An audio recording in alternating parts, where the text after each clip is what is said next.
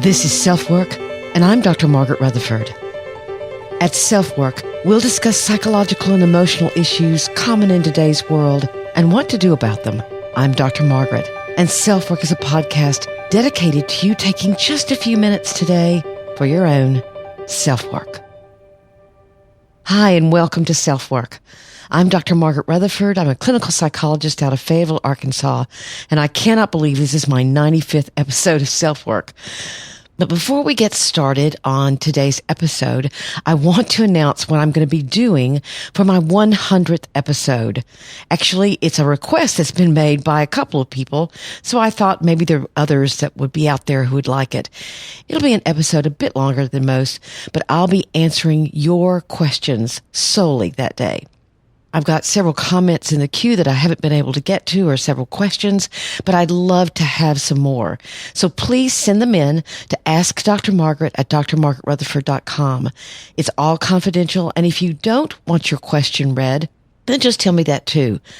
I'll get to it just as soon as possible. But I'm excited about being only with you for our 100th episode. We're talking about kind of a tough topic today. We're going to be talking about bitterness, and the definition of bitterness is a feeling of deep anger and resentment, an emotion which encompasses both anger and hate. Often people who are bitter appear to the world as just going around pissed off at everyone and everything. However, bitterness is often a result of some past event which has hurt, scarred, or jaded the person. There are many ways that bitterness and contempt are expressed through gender bashing, stereotyping for various reasons, and I'm going to talk a little bit about that. But there are also examples in our everyday life of people who choose not to be bitter, who choose not to feel contempt. And I'll tell you the story of one man's solution to that kind of bitterness. Our listener email today is from someone who really resonates with perfectly hidden depression. If you don't know what that is, it's a term that I've conceived that describes a syndrome of behaviors that appear together and often mask depression. It can be very, very dangerous. I've got several episodes on it if you're interested. But she's asking, how do I bring up to my therapist that I experience perfectly hidden depression?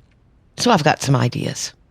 So welcome to SelfWork. We're going to be talking about kind of a dark topic today, bitterness and contempt, but in a way perhaps where we can avoid it in ourselves and even respond more appropriately when we hear it from others.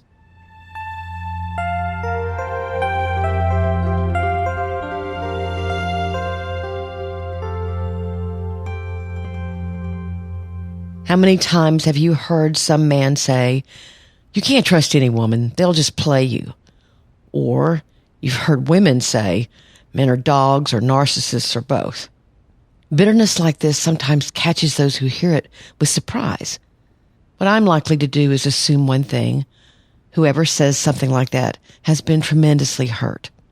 Perhaps they have been manipulated or led on or lied to or even abused. Perhaps it's happened over and over again. It's been their reality. The damage can be deep and can cause understandable pain. Yet, instead of trying to figure out what their own role may have been in being attracted to people who are manipulative or abusive, perhaps working through their own actual victimization as children or even as adults, or asking themselves why they stayed in a relationship for years where they were being hurt or building resentment, they don't do that. They stay angry. And they can erect a very sizable barrier to being hurt again and just vocalize contempt for an entire gender. They'll look for others who'll support their opinion. In fact, one time a man came in to see me and he said something very similar to that. It's interesting, he came to a female therapist, but he said, "You can't trust women." And I said, who do you hang out with? He just happened to be a biker. I don't think all bikers are like this. I think a lot of bikers are great people. But he said, "I have biking friends." I said, "Okay. And what do they think about women?" He goes, "They all hate them too." And I looked at him and I said, "Well, has it ever occurred to you you're self-selecting the people who agree with you about women? And so you're only hearing one viewpoint." And I did, of course, point out to him as well that it was interesting he chosen a female therapist. It turned out, of course, that this person's first wife had been tremendously manipulative and had kept his children from him when he had done absolutely nothing to warrant something like that. So he had grown very, very cynical about women. In psychology, this type of thinking is described as due to mental errors or what are called distortions in thinking that can lead someone into an unhealthy, even dangerous direction. But we also can be heavily influenced by a pressure to conform. If we hear someone with a lot of contempt or bitterness about a gender, a race, a spiritual faith, we can tend to go along with the crowd. You can hear really angry words come out of someone's mouth, knowing that they're just full of contempt.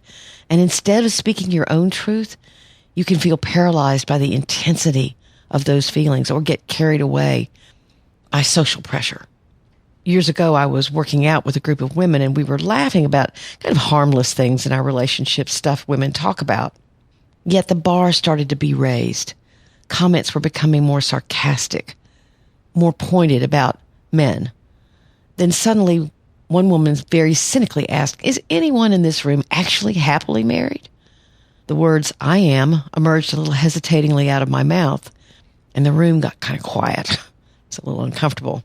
The subject was changed, and I felt as if I'd abandoned the troops. I'd become the traitor by simply revealing my marriage was pretty good. Not perfect, but good. It was weird. I felt that way.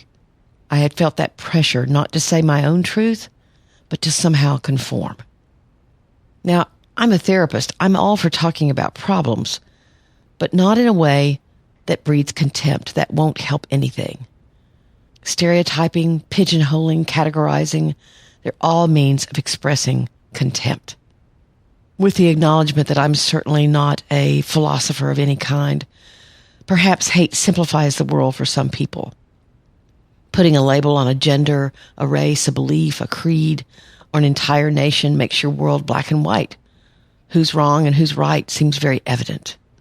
Black and white thinking eliminates doubt, questioning, ambiguity, uncertainty.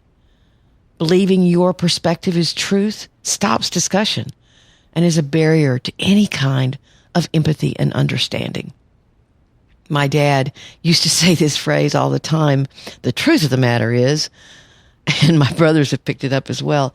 And I always got kind of tickled because Dad had his opinions, but he was certainly open to hearing others, but he loved that phrase.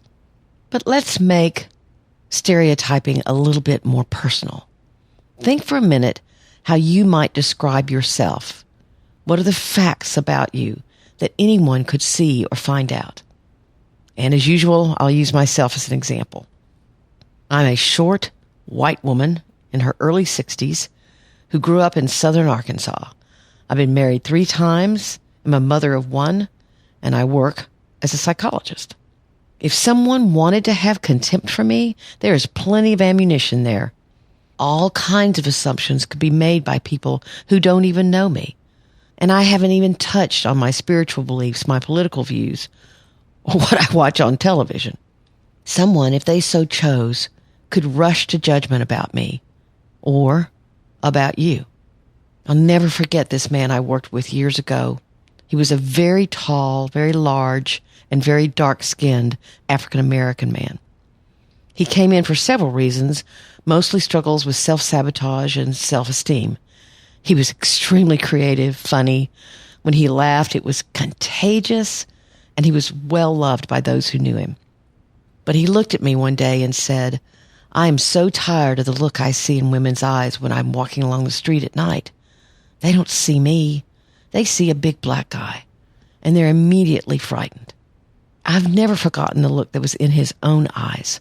Hurt, confusion, but not bitterness. That's a choice he told me he consciously made, to not be bitter.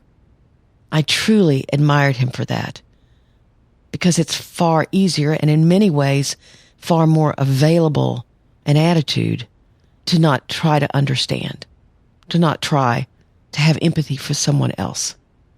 Labels, assumptions, not taking the time or the energy to discover who people really are, what makes them tick, allowing hurt or contempt to govern your thinking and beliefs, simplifying the world by deciding someone is bad or good based on something they can't control or one fact about them, it sure can keep you bitter.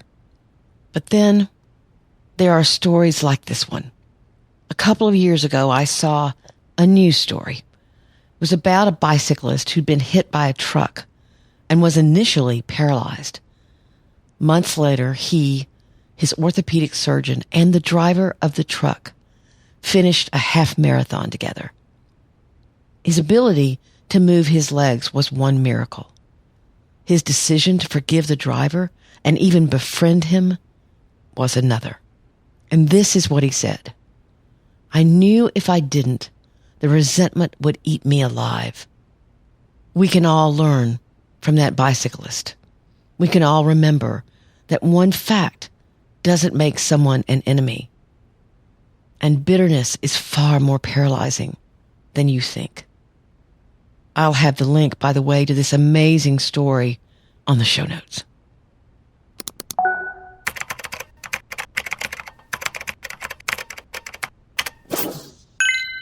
As I said in the introduction, our email from a listener today is about perfectly hidden depression. And here's what she says.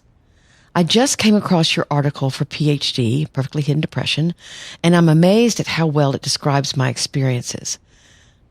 I am currently in therapy because I've been having anxiety, but I function very well in my everyday life. My therapist said I was an enigma because she feels I'm highly adaptive, so it's hard to tell what is me and what is me just coping. I scored 16 on the Perfectly Hidden Depression quiz. Although I know it is not my only issue, it was a relief to actually see in writing what I feel. Is Perfectly Hidden Depression something she's likely to know about, or how should I bring it up? So I answer, no, it's not something she's likely to know anything about. I hope that's going to change next year when my book on Perfectly Hidden Depression comes out. That's in November, by the way. Anyway, back to my answer. That's been a frequent comment I've had from others who've identified with Perfectly Hidden Depression. They get diagnosed as anxious, and that's actually accurate. But there's much more underneath that you're very adept at hiding. Some people have told me that they simply take my podcasts on PhD or one of my blog posts about it, especially the one with the 10 characteristics of perfectly hidden depression, and show it to their therapist, or they listen to it together. Hopefully, your therapist will embrace the idea and learn something about you that you haven't felt comfortable revealing, and or that her more traditional concept of depression, which, by the way, was my own for many years, may be preventing her from seeing. I hope that that works for you and that the new information will help guide her and you toward the work you need to do to confront whatever perfectionism and need to hide emotional pain is doing to you. I wish you the very best. I just posted an article that was sent to me by someone in my Facebook group.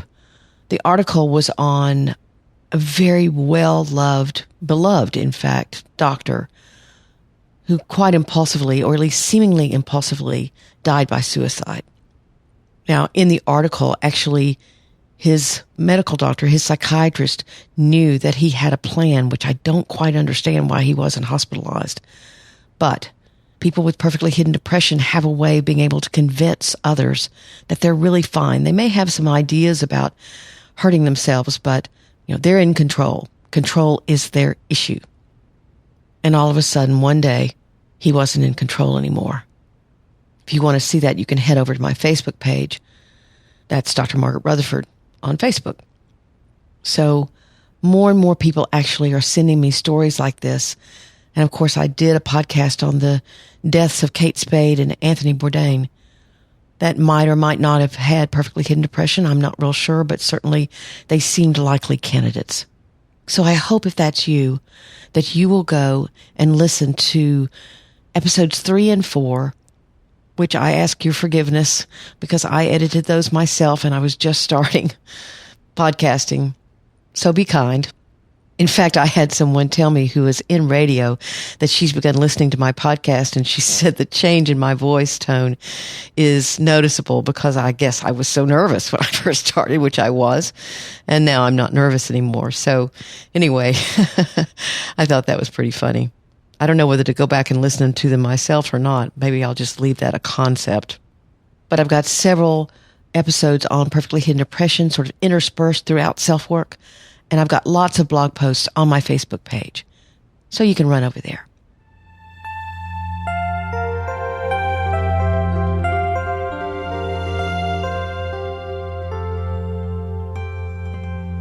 Thank you so much for being here today. We've talked about something kind of dark, contempt and bitterness. But if you know someone with that kind of problem, please know that there's a lot of hurt underneath. And perhaps if you can just get them to talk about it or reach out to them and say, I know it's under there, they might respond. There are plenty of ways you can get in touch with me. As I said in the intro, please send me emails and comments and questions at askdrmargaret@drmargaretrutherford.com. I absolutely love hearing from you. It lets me know who you are, what you want to hear. I've gotten a couple of really great ideas for podcasts, so I'm more than open to that as well. I mentioned my Facebook group. I do have a Facebook group, and several of you have jumped over from here. That is facebook.com/groups/SelfWork. We've got about 320 people at this point, mostly women, a handful of men, but men are welcome. But we try to give each other strength and support and empathy and lots of laughter. Self-work, right? Thank you again for subscribing. To those of you who have, my subscriptions are going way up. And I really, really appreciate that. That lets me know you're looking forward to the next episode. And I so appreciate ratings and reviews, because that's the way other people might be looking at self-work and say, well, does anybody else like this? So it gives me credibility. Reviews are even more helpful, actually, written reviews, because they let me know specifically what you like or what you might not care for so much. I've got some great interviews coming up. Allie Worthington is going to be on, I think, the 101st episode, and she's quite a dynamic person in the Christian field. And we're going to be talking about faith and mental illness. I've got Kathy Sikorsky coming on, who is an expert in caring for people with Alzheimer's. She did her own grandmother and wrote a really funny book about it. So I'm excited about some of these interviews coming up. And again, please send me your questions or comments for that 100th episode. I'll look forward to that so much. Thanks for listening. Take good care. I'm Dr. Margaret, and this has been SelfWork.